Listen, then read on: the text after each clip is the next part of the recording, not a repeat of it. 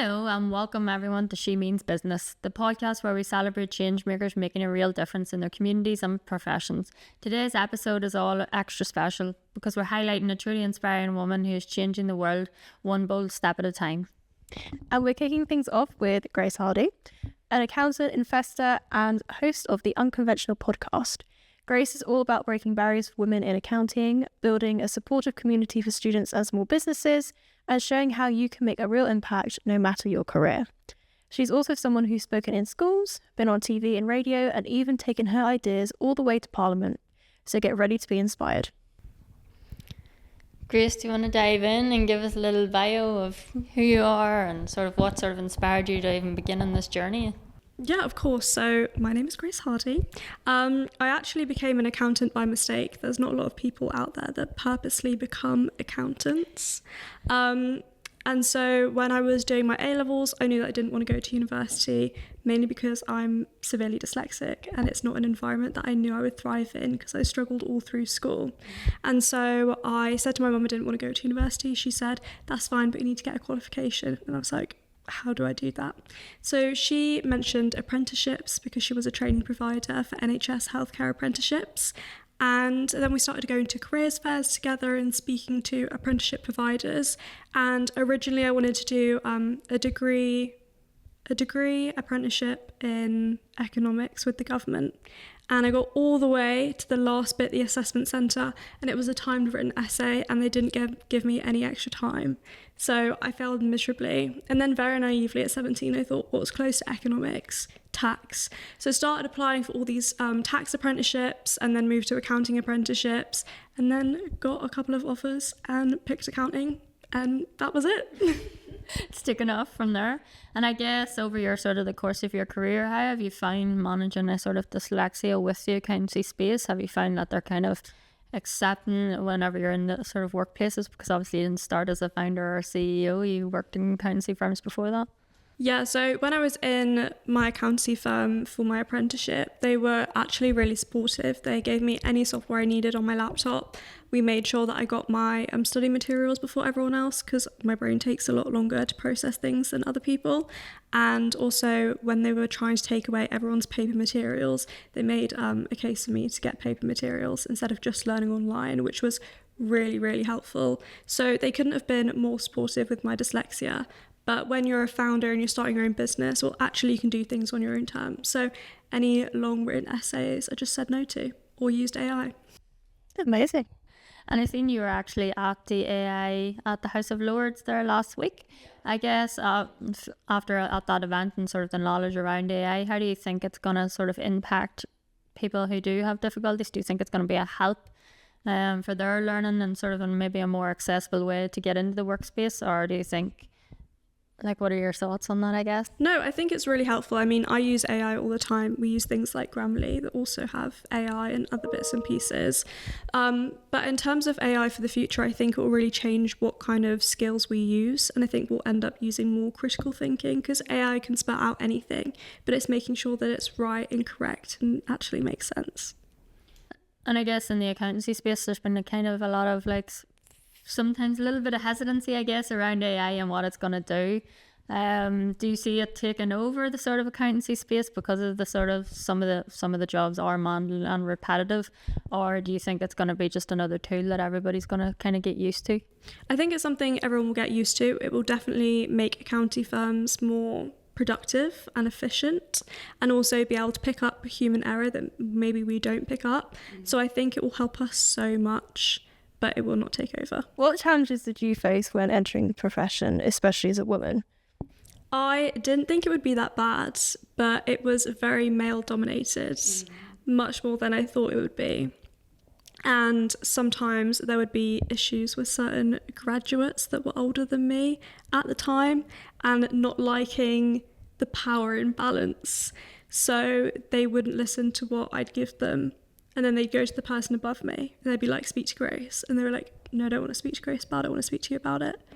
Which I felt was like, well, A, rude, and B, just quite irritating. But again, all of that teaches you so many skills of like how to deal with difficult employees. Absolutely. But still, that's just horrible, really, that they would even do that in the first place. I had that along the way. Like whenever the last job that I was in before this, I went through a liquidation, and honestly, there's so many people that went over my head to the board to try and get a decision on what was happening with the liquidation. And I was like, look, I am now your point of call. There's no more heads above me. It's me, the board, and that's it. You either listen to what I'm going to tell you and go, we'll get through this liquidation as quickly and as painfully as possible, or else you just don't find out what happens with the liquidation. I was like, there's nothing more I can do other than give you the advice that I've been given.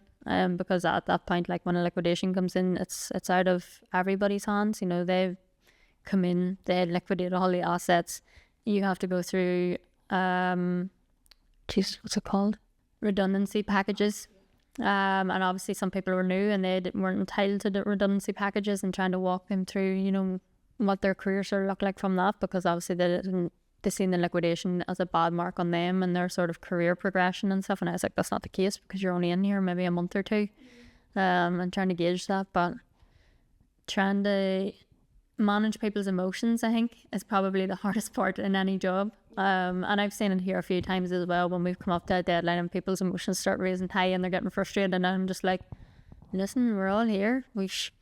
We've all got a deadline to do. If there's anything that you need me to move or make a wee bit easier to make things better, like, we can do that. But like, it has to be an open line of communication, or otherwise there's no point, and we'll just fail. And I think that's something that has taken me a long time to learn, is to manage my emotions more so. Because when I'm in here, obviously I just put on a mask. Everything's fine, everything's calm, we're all good. And internally I'm like, oh my God, we need to get this fucking done right now. It's been especially now moving from, because I was the BA, so obviously Lawrence and that would give me tasks and I just get on with them. But now I'm sort of in the decision making process and stuff, and turning from somebody who's doing something to somebody who actually has to lead and sort of direct the team has been a big jump. But I'm trying to set a good example, I guess, for everyone around. Whether it's working or not, we'll soon see. Yeah. So with you both sort of being in positions where you're managing your employees, have you noticed any sort of different treatment since moving into those sort of positions? Yeah, I would say so, yeah. Because you're not a colleague anymore as per se, you're the boss now. And I think that does generally lead for treatment to be slightly different. I've seen it a few times when I come into the office and everybody's having the crack, and the crack turns down a wee touch whenever your manager sort of walks through the door, which is fine. Like, there always is going to be that sort of line, but it's a fine balance, I think. But thankfully I haven't had any real negative experiences so far. But yeah, you do notice the difference in people's personalities and how they've changed slightly. Have you found managing people and sort of the expectations around it difficult, or? So far it's been okay. Because I haven't had to work up, I've kind of just hired people. It's been obviously a different journey. So there was already that expectation, which has been okay. But again, it's like I do things in a different way. And so sometimes you have to keep it cool, calm, collected, but you're actually like, where is this piece of work? Where is it? Like, I wanted it yesterday and it doesn't exist right now. And you have to understand that not everyone puts the time and energy that you put into your own business, because it's not their business. Yeah. So I feel like sometimes that was an adjustment, because I was like, why is nobody as energized as I am? And I was like, oh yeah, because it's not their whole life. And I think, have you found the sort of expectations differently? Because obviously you are the boss now and people are sort of looking to you for that kind of direction. Yeah, I would say slightly, but everyone's got really different roles within the business. So there's 5 of us now. Everyone is part-time. So it also means that there's not another fully qualified accountant at the moment. So everyone has a completely different role, which means that there's no really crazy expectations, because everyone's got their lane, if that makes sense. How do you find sort of keeping the team together when everybody's so different and in their own little spaces, I guess? Because I think what we found, especially in the last while, is that obviously we've got the marketing team, we've got sales, we've got customer success, then you've got product and you've got operations, and we're all doing different things. Although we're leading for the customers and making sure that they have the best journey, it's been hard to kind of get this sort of cross collaboration and make sure that everybody's sort of singing off the one sheet. Yeah, so when I hire someone new, they have an intro call with everyone that they'll probably overlap with. They also get a big document called the biz, and like everyone's emails and names are in there, so they know who has what, if that makes sense. So there's like full transparency, but also having those intro calls is really important. So if, I don't know, someone like the editor needs to speak to the admin assistant, well, they can just speak to each other because they've had that intro call, they're familiar with each other, and they have their email in a big document. So that makes everything a bit better, but it is much smaller scale than what you guys are in. Is your team sort of fully remote, or are you looking at an office? Or I know you like to be Let's be wherever the abroad. wind takes you. No, everyone is remote. However, I see people on a regular basis, so they're all over the country. But anytime they want to come down to London, I usually work out of a private members club. So they'll come and work with me. Or if I'm going up, then I'll make an effort to see them and like go out for lunch and brunch and all those good things. So you juggle running a firm, hosting a podcast, investing and advocacy work. What's your secret to managing all these roles without burning out? I think I do burn out. I don't think there is a secret. I think I just actually burn out. I think ADHD is a huge factor. Because I've got ADHD, I have to keep my brain stimulated at all times. And if I'm just doing one or two things, I actually get bored very, very quickly. So I almost have to have lots of projects going on. So my brain is stimulated all of the time. There is no magic recipe to it. I work ridiculous hours. And eventually I do burn out, and I get in that cycle and I go, I'm going to take care of myself. And then I'm like, actually, let me stay up till 2 a.m. and work, and then have 6 hours sleep and do that like for the whole week. So there isn't a rhyme or a reason to it, but I think I do it because I was so eager to set good solid foundations when I first started, because you start from nothing. Like on social media you start from 0 followers and it's really embarrassing and no one knows who you are, so you have to build all of those foundations yourself. And unfortunately, realistically, the only way that's going to happen is when you put in a lot of effort. And I'm a big believer, the more effort you put in, the more effort you get out. The next time I'm off and you see me hovering around, just remember this conversation. Because I have an unhealthy habit of not being able to switch off Teams and just being there. Yes, I've noticed you do, and that's naughty. Put them off and stuff. Like I just check in on the team to see what they're doing and stuff. Well, Not that's why I because have 2 phones. That's why. I think I would need 2 phones at this point. Not because I don't trust them or anything, because they all smash their jobs out of the park, but it would give me anxiety not to be able to know what they're doing and if the deadlines are going to be met or not, regardless if I'm in the country or not. I just need to know. And I'm going to Vegas now in July, and I was like, Connor, you're team lead now. This is what you're going to be doing while I'm on. And I was like, if you have any issues, just contact me, it'll be fine. I was like, you don't need to wait till I'm back. And he goes, Christina, you need to enjoy yourself. And I'm like, nah, I'll be looking. I just need to know. Yeah, no, I think it's a natural feeling, because like even when I take a day off, I say to Aaron, I'm like, you can contact me on Teams if anything goes wrong. Like, you know, I'm here if you have an emergency. And he's like, no. I think that's a generational thing now, though, with phones and social media and stuff. We're always so switched on. Like, it would freak me out to be lost without my phone. Even Barry there in the evenings with this different stupid football group chats, he's always on them. And like, if we go to the cinema or something and we come back, he's like, oh my god, I have 130 flipping messages that I've missed. And I'm like, right, Barry, well, it's all reels, it's not really that important. But he just feels like he missed out. And I think that's kind of what happens to me whenever I'm sitting with teams and I'm like, I'm missing out on something here. I don't feel like I miss out on anything. I feel like something's going to go horribly wrong, or like someone needs me and I'm not there. That's what really irritates me. Yeah, I would say probably because you are the CEO of the company and stuff, you know, there's a greater demand on you as a person to be always available and ready to talk to somebody if they need a disaster, because I'm sure Daniel's always on no matter when you talk to him. So I guess what kind of drove you to create your sort of foundation? I know it's all based around females and supporting each other. I guess what was the sort of thought process and behind that? What kind of made you think that this is what the space, the sort of accountancy world needed? I think we all know that it's very male, pale and stale. So I was like, I'm none of those things, especially when I'm back from holiday with a good time.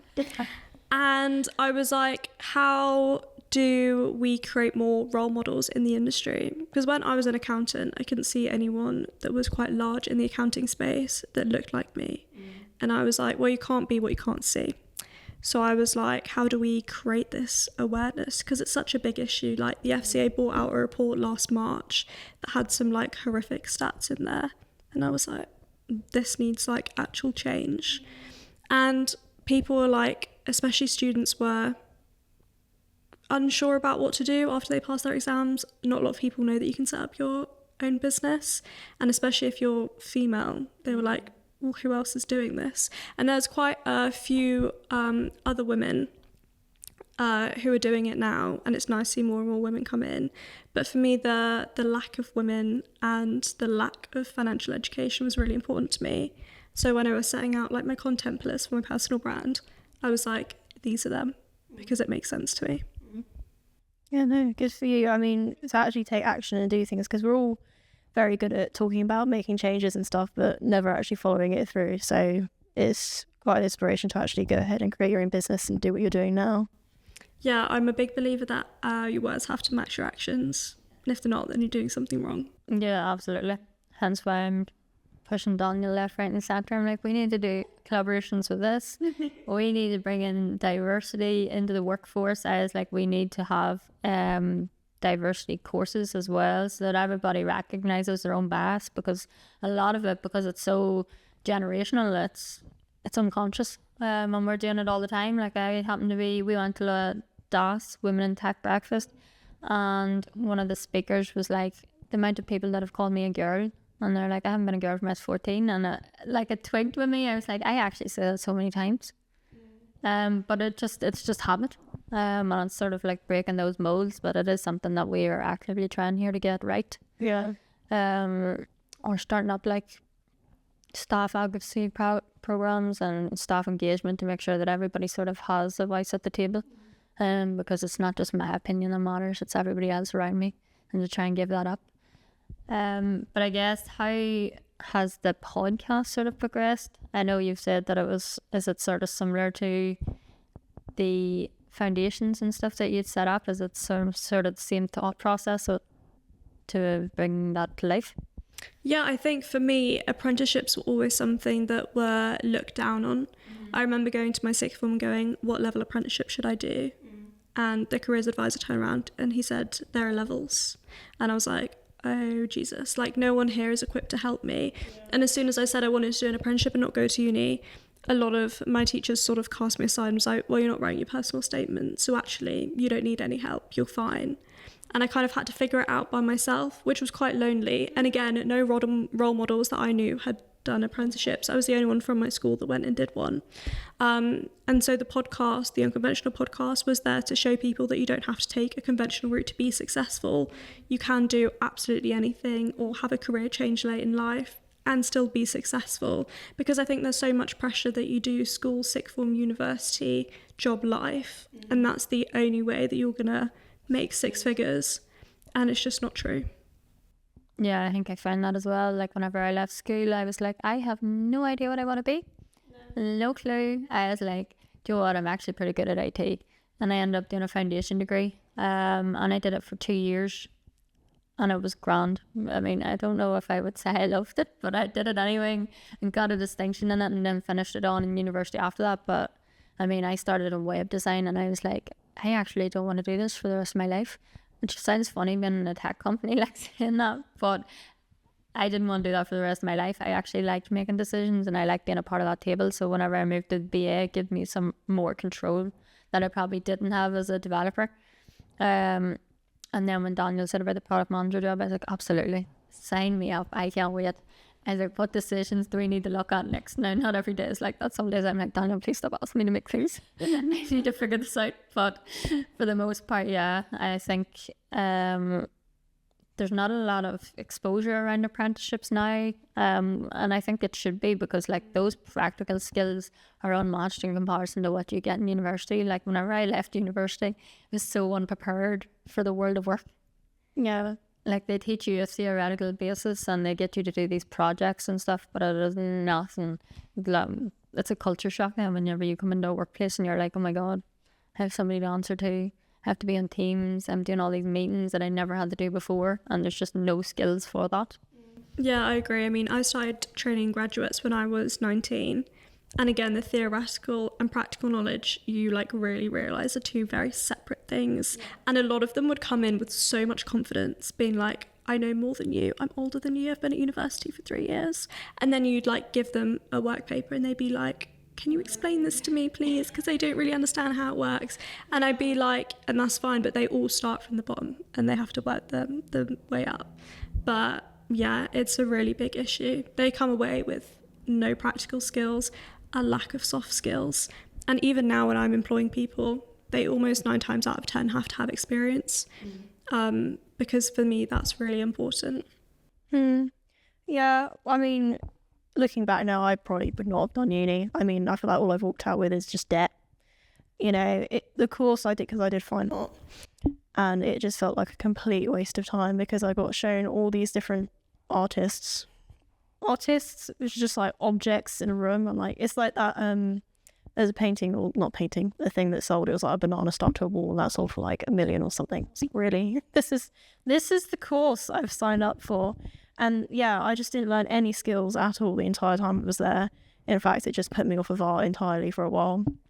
Same with my friends. And yeah, I don't think I produced any skills from uni. It was more from the part-time jobs I got while I was at uni. That's sort of where I got my confidence from.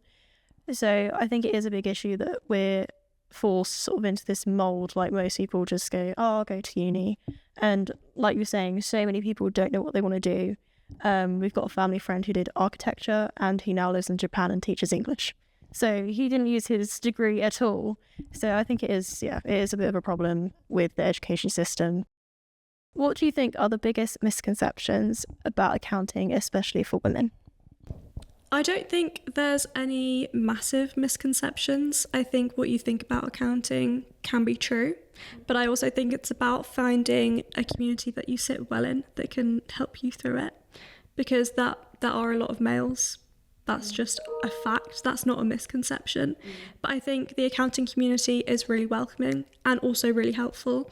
I have loads of other friends that have either exited their accounting firms or still working in their accounting firms.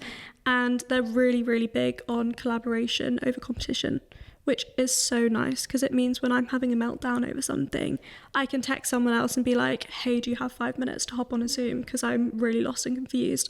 I did it recently. I'm migrating over to a new software. It's horrible. I'm crying about it every single day. It's so tough. But I've got accountancy owner friends that are like, I will spend half an hour with you going through it. And I'm like, thank you so much. That's so helpful. And I think that's the element that we miss when we think about the accounting industry. Yeah, you sort of, when you think of accountancy, you sort of think of lone wolves nearly, as opposed to a collaborative group of friends usually that are there to support each other. And it's a nice point, I think, that is missed. But do you think, is there anything that the accountancy firm could do more to be more inclusive, I guess? Well, there's so many things they can do to be more inclusive. A report came out last year that actually the mismatch in salary, the gender pay gap, has actually gone back 10 years to 2014 stats, which is horrific, especially with like Trump cutting DEI. And so a lot of other companies are following suit, which is terrible and a real issue. So I think more transparency over pay and actually doing things about it. As you say, so many people put on panels and talk about it, but they actually don't make any change. And it's the change that we need. Yeah, I think so. And even like going back, Jesus, when was I a developer? Like 5-6 years ago, I was working in this developer firm anyway. And I was with this boy, me and him we were really great colleagues and stuff, but it came around to like salaries and pay rises and stuff. And I was doing more tasks. I had to take on the team lead role and stuff whenever our team lead went away and stuff, but he actually ended up getting a pay rise and I didn't. And I was like, why did he get paid more than me? Like his starting salary, I actually found out later his starting salary was actually more than my starting salary, even though we were doing the same job. And I was like, what is going on here? And when I pulled the manager on it, like he was like, oh, you know, Christina, we've got a budget and we just didn't have enough budget this time, but you know, next time. And I was like, well, next time, is he going to be doing the team lead role? Is he going to be shadowing Donna and looking after everybody while she's off? And he was like, well, no, because you started before him, so you have more experience. And I was like, well, you just answered my question. And he was like, we'll talk about it later. We'll put it into the plan. I have heard that so many times over my career. We'll just put it in the plan and we'll work towards that goal. And I'm like, no, we won't. And I just left. I was like, that's it. And he was like, oh, I'm really sorry to see you leave. And I was like, well, if you had paid me what I was worth, I wouldn't have left. And he was like, he just kind of left it there then. He was like, I'm sure he thought, what a bitch. But it needed to be pointed out. I was like, but also it's not being a bitch. These are things that like we think. It's like if a man did that, he'd be like assertive and like putting his foot down and like standing up for himself. Whereas like when women do it, we're like bitchy and like entitled. Yeah. And I'm just like, nah, I'm not about that. Like I am brutally honest all the time. And I think I've had to learn to be that way. Because I think in tech anyway, from what I found, like you will get walked on really quickly. Although there's some gems in every space and in every firm, there are some narcissists along the way. Well, I'm sorry I had to go through that. It just sounds really shitty. Well, it makes you stronger. You get on with it. Every bottle has a scar, and you just learn from it and you grow to be a better person, I think, from it. And I think that's kind of the perspective you need to take, because you could take a negative thought on every experience. You know, there's always something negative, but if you just brush that off and take the positive out of it, you're going to be a lot better off in the long run. I think that should have been our quote of the week this week, you know. Okay. So Grace, you've spoken at schools and universities. What advice do you give to young women who are wanting to enter the accounting profession? I just say do it. I feel like we have so many like reservations about going into accounting, but actually just go in.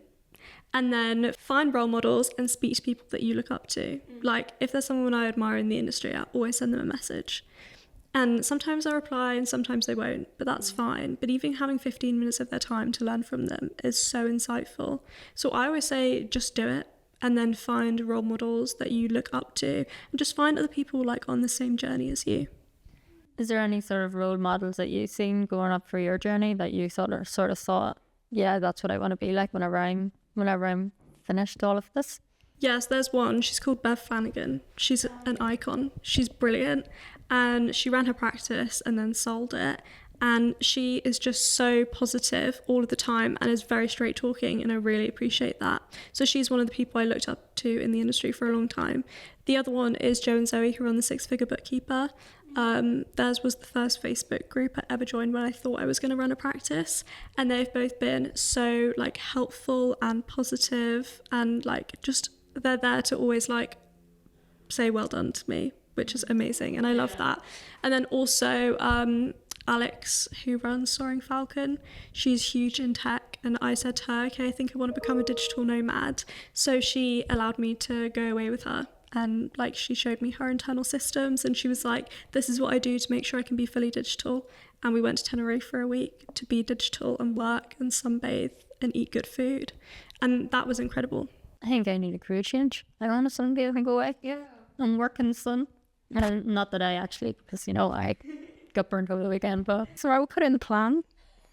Daniel, we need to go to Tenerife for reasons. mental health reasons. What kind of advice would you give to women in general? Not just women in accountancy, but people in general who are looking at this thinking, you know, I may or may not have a disability or something that is kind of an additional need in a workplace, and maybe they're thinking, you know what, I'm not good enough to do this, and I don't know where to start. Is there anything that you would sort of tell them, or sort of tell the audience, I guess? I think the first thing to do is actually always go to your line manager, because they can be really incredibly helpful. That's what I did. As soon as I found I was struggling with something, I went to my line manager and I said, okay, I'm struggling with XYZ and I need help. And actually admitting that you need help is really difficult to do. But once you've done it, then they know that you're struggling, because sometimes they actually don't know and they think that you're being slow or your quality of work isn't good. But actually telling them the reason why and why you're struggling and what they can do to help is such a great first step. Amy, do you have anything, I guess, that you would give our sort of audience as a piece of advice for somebody entering the world of work? Oh God. I think you need to trust yourself more than you think. Like, I know when I first started off, I didn't want to say much in meetings at all because I just thought my opinion was going to be shut down all the time because I wasn't used to it at all. You know, it's not a situation I'd been presented with it being my first job here. But Aaron would always say to me, just say your ideas, you have good ideas. And I think that's the case for a lot of people. Like, rejection is not a nice feeling and no one wants to feel it, but you're never going to be able to grow if you never sort of try these things, give your ideas. You know, anyone in the workspace is a valued member. So I think, yeah, just trust in your ideas and be confident in them. And the more you do it, the more confident you get, actually. So that would be my advice. And what would be yours? Go on, give us a gem. My advice would be, don't be afraid to take up space. I think we are so used to being put in a box, to be labelled as something or somebody as something, that it's not like that anymore. You know, you are your own person, you have your own individual values, and when you're looking towards the world of work, you look at what those company values are and how they actually align to you as an individual. And if they don't align with you, just don't go there because you're going to have a horrible experience. And I think trust in your own opinions, you know, back yourself, because you're gonna come up against people in your life, and even not even just in work in general, but your whole life, that are gonna challenge you and things. And if you're not there or confident enough, I guess, to back yourself, how do you expect other people to sort of back you as well? And I think once you stand up and you say that you have the confidence to back yourself, people see you as differently. You know, they view you in a different light, and they sort of they back you too then, and you always then have somebody there whenever you need them. Yeah, I love that. So what changes would you like to see in the accounting profession? To bake it. Yeah. Just put it up in flames. It's nearly lunchtime, that's why. So what changes would you like to see in the accounting industry to make it a bit more inclusive, generally speaking? I'd love to see more DEI programs, especially in the Big Four. I think that's really important. I'm a big believer that culture trickles down from the top, and sometimes the culture is not great at the top, and then it means that the culture in the rest of the firm isn't great. So if you get more DEI programs to those at the top of bigger companies, then I think we would have a more inclusive culture in accounting. I think that new firms that are coming in, like mine and other people's, are actually have a lot of diversity and inclusion. There's a study that came out that was like 2/3 of females want to start their own accounting firm, which is absolutely incredible. And that is diversity. But why are they starting their own firms and not sticking with the firms they're working in? Again, that was a factor for me. I was in a completely dominated setting, and for me, I just felt like I couldn't be my proper self, and it was one of the reasons I left. And now I can do my own thing. And now you're trailblazing in your own right. Exactly. But now I feel like I can express myself more because there's no one putting me in a box saying, this is your parameters, this is your job. You don't really need to step out of it. Just kind of stick in your lane. Whereas now I can speak my thoughts, do what I want, trailblaze in my own way, speak about things that potentially I couldn't speak about so freely if I was in someone else's firm. Yeah, and I think actually maybe one of the attractions, I think, for women in particular anyway, for starting their own business is the flexibility and being able to set your own hours. Because I know my sister, when she has 3 children, Leroy's 6, Conrad's 3, and Charlotte's 2. And like they're like steps. But she went back to work finally after having all the children, and like she was shocked, like see the amount of meetings and stuff. And then whenever you have children and you're trying to juggle their own after school curriculars and there's figuring out what their little lives are like, she struggled so bad with trying to prioritize her work and trying to be an individual again and not just somebody's mum. And although she loves being a mum, she just still wanted her career as well. And I think maybe starting your own firms, and that's why the accountancy space probably has seen more female CEOs, is the flexibility that it allows. Yeah, 100%. I mean, it means I can go on holiday, and it also means I can sleep in, which is brilliant. I love that. Yeah, I had a 3 a.m. start to get here. Sleep is not on the menu for today. So I guess you've done the podcast, you're doing the foundations. What is sort of next for you? Or do you have anything in your career that you're sort of excited to launch or get into? At the moment, I think I'm really excited about just growing and streamlining the accounting firm. I think when you run a firm by yourself, all the processes and systems are in your head because you're the only one doing them. And now that we're expanding, I'm actually really excited to spend more time on the business rather than in it, and learn to delegate more and actually just be a better CEO. But also the stuff with financial education, loads of that stuff has just started to move recently. So I'm very excited to put more time and effort into that. We're doing our own third-party research that we'll be giving to the government very soon, hopefully in time for my money week in November, fingers crossed. But things like that I'm really, really excited about. Anything you're excited about, Amy? Anything launching, I guess, in... Okay. Well, obviously there's the product, but I don't have too much involvement in that. But that will be exciting to see. Yes, you will. I just haven't told you yet. What? What?